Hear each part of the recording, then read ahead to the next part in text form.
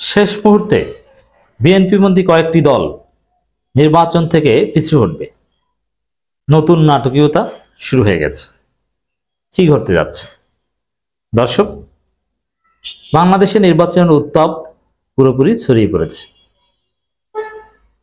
আনুষ্ঠানিকভাবে তফসিল ঘোষণা করাটা বাকি এবং সরকার যেভাবে অনড়ভাবে সামনের দিকে এগোচ্ছে, এতে মোটামুটি নিশ্চিত বলা যায় যে নির্বাচন হবে।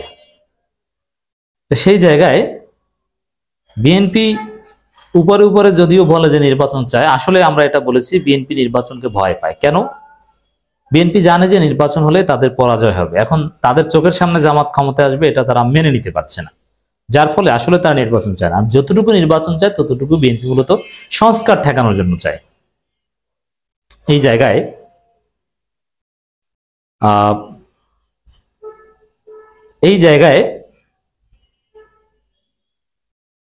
বিএনপি সরাসরি তো আর নির্বাচন বর্জনের কথা বলতে পারে না, আর বিএনপিকে বাদ দিয়ে তো নির্বাচন সম্ভব নয়। তবে বিএনপির সিট পার্টি কিছু দল তারা ইনিয়ে বিনিয়ে নির্বাচন না যাওয়া, অংশগ্রহণ না করা, পিছু হটা সংক্রান্ত কিছু কথা বলছে। ওটা আসলে বিএনপির কথা। দর্শক, সরকার এখনো নির্বাচনী পরিবেশ তৈরি করতে পারেনি। রাশেদ খান, আচ্ছা, এই গণ অধিকার পরিষদ কিন্তু আবার বিএনপির কান্দে উঠেছে। অতএব এরা বিএনপি অলরেডি ছাত্র সংসদ নির্বাচনে বিএনপি গণ অধিকার পরিষদ জোট হয়ে গেছে।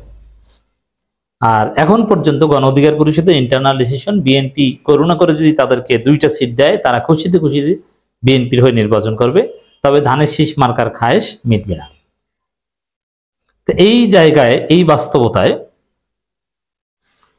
বিএনপি তো 5 আগস্টের পর থেকে বলে আসছে যে এখনো নির্বাচন দেন, 3 মাসের মধ্যে নির্বাচন দেন, 3 মাসের মধ্যে নির্বাচন সম্ভব।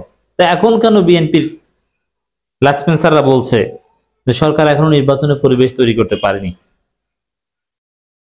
আসলে নির্বাচনের পরিবেশ তৈরি করেছে। পরিবেশ যত উন্নত হবে, বিএনপি এবং বিএনপির মিত্ররা নির্বাচন থেকে তত পিছু হটবে।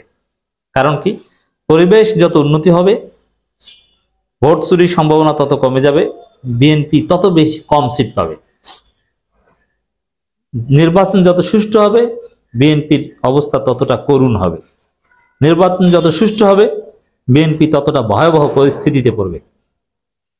এটা হচ্ছে রিয়ালিটি, যার ফলে এখন পরিবেশ তৈরি করতে পারেনি। আবার এই গণ অধিকার পরিষদ বলছে কন্ডিশন দিয়ে, এটা না হলে আমরা নির্বাচন বর্জনও করতে পারি, আমরা অংশগ্রহণ নাও করতে পারি। নির্বাচন বর্জনের সুর শুরু হয়ে গেছে বিএনপি পন্থীদের। বিএনপির অনেক প্রার্থী পরাজয় দেখে মাঝপথে দুপুরে 2:30টায় 3টায় সংবাদ সম্মেলন করে নির্বাচন বর্জন করবে। লিখে রাখেন। ডাকসুতে এবং জাকসুতে দেখেন নাই নির্বাচন বর্জন? এক জায়গায় সন্ধ্যার পরে বর্জন, আর এক জায়গায় দুপুরে বিকালে বর্জন, জাকসুতে। এরকম বিএনপির মিত্ররা বিভিন্ন ভাবে একদম ভরাডুবি টের পেয়ে তারা নির্বাচন বর্জন করতে চাইবে। গণ অধিকার পরিষদের সাধারণ সম্পাদক রাশেদ খান বলেছেন, বর্তমান সরকারের দায়িত্ব ছিল নির্বাচনের জন্য উপযুক্ত পরিবেশ তৈরি করা, কিন্তু এ পর্যন্ত তারা তাতে মনোযোগ দেয়নি। তিনি বলেন, সেরা নির্বাচন উপহার দিতে হলে সেরা পরিবেশ উপহার দিতে হয়, যা এই সরকার করতে পারেনি। সরকার সর্বোচ্চ চেষ্টা করছে, আর পুরোপুরি করতে পেরেছে তা না, তবে বাধাটা কিন্তু বিএনপি। এখন পর্যন্ত যতটুকু অশান্তি, যতটুকু খারাপ পরিস্থিতি, পুরোপুরি বিএনপি রিলেটেড।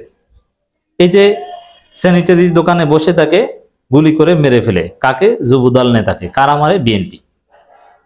তা বাংলাদেশে এই মুহূর্তে আইন শৃঙ্খলা অবনতি সংক্রান্ত যত ঘটনা, পুরোটাই বিএনপি রিলেটেড, পুরোটাই বিএনপি। তো এই জায়গায় দর্শক, বিএনপির বিরুদ্ধে বলুক, তা পারবে না। ছাত্র সংসদ নির্বাচনগুলোর নাকি পরিবেশ হয় নাই, বলেছে না? কেন? তারা হারবে, হারার ভয়ে বলছে পরিবেশ হয়নি। এখন জাতীয় নির্বাচনও হারার ভয়ে পরিবেশ হয়নি, অমুক তমুক বলছে। কিন্তু দিন যত সামনে যাচ্ছে আমরা দেখতে পাচ্ছি পরিবেশ সুন্দর হচ্ছে, হবে। তত বিএনপি হতাশ হয়ে পড়ছে। রাশেদ খান বলেন, পুলিশ এটা এই রাশেদ খান সহ আরো অনেকের মাধ্যমে বিএনপি অনেক কিছু বলাচ্ছে। পুলিশ এখনো পূর্ণ সক্ষমতা প্রদর্শন করছে না, সেক্ষেত্রে সেনাবাহিনী একমাত্র সুষ্ঠু নির্বাচনের পরিবেশ তৈরি করতে পারে। আচ্ছা, প্রত্যেক ভোট কেন্দ্রে 10 জন করে সেনাবাহিনী দেওয়ার সিদ্ধান্ত হলে বিএনপি কি মানবে? বিএনপি তো চাই না। বিএনপি নির্বাচন কমিশনের কাছে নানান প্রস্তাব দেয়, কিন্তু এগুলো দেয় না। এক্ষেত্রে সেনাবাহিনী একমাত্র সুষ্ঠু নির্বাচনের পরিবেশ তৈরি করতে পারে। সরকারের প্রতি সব দলের আহ্বান থাকা উচিত নির্বাচনের জন্য উপযুক্ত পরিবেশ তৈরিতে। তিনি আরো বলেন, জনগণের মধ্যে সংশয় আছে আগামী ফেব্রুয়ারিতে নির্বাচন হবে কিনা। আগের দামি এমপিদের নির্বাচন অংশ নেওয়ার সুযোগ দিলে আওয়ামী লীগের সন্ত্রাসীরা নির্বাচনে বানচাল করতে পারে। আওয়ামী লীগের বিচার আদালতে হবে, নির্বাচনের বিচার কোনো নেতাকে অংশ নিতে দেওয়া যাবে না। জাতীয় পার্টিকে একইভাবে অংশগ্রহণ সীমাবদ্ধতা থাকতে হবে। জাতীয় পার্টির বিরুদ্ধে গণ অধিকার পরিষদে একটা ক্ষোভ আছে, কারণ ওই কেন্দ্রিক জটিলতায় বিপিনুর মাইর খেয়েছেন এবং জাতীয় পার্টিকে নিষিদ্ধ চায়। কিন্তু যেভাবে বিএনপির দালালি করছে গণ অধিকার পরিষদ, বিএনপির নমিনেশন পাওয়ার জন্য ধান্দা করছে, তাতে বিএনপি যদি চুপ করিয়ে দেয় তাহলে বসে পড়তে হবে, কিচ্ছু করার নেই। এবং 2টা আসনের পূর্ণ নিশ্চয়তা দিলে এই রাশেদ খানরা কোনোদিন আর জাতীয় পার্টির বিরুদ্ধে কিছু বলবে না। এদের নিজস্ব কোনো রাজনীতি থাকবে না বিএনপির কোলে উঠলে, এবং চাঁদাবাজের সহযোগী হিসেবেই তারা আখ্যায়িত হবে। এর বাইরে তাদের কোনো পথ নেই।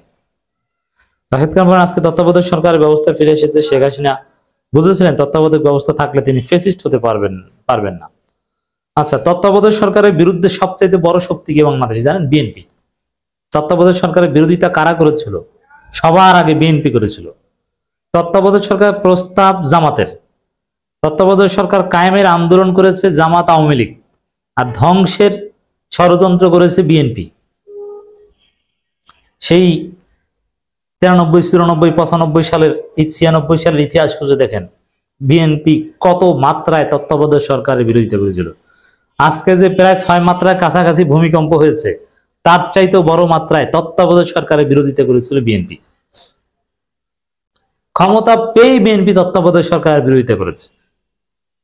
আবার 1 সালে ক্ষমতায় এসে তত্ত্বাবধায়ক সরকারের কবর রচনা করেছে।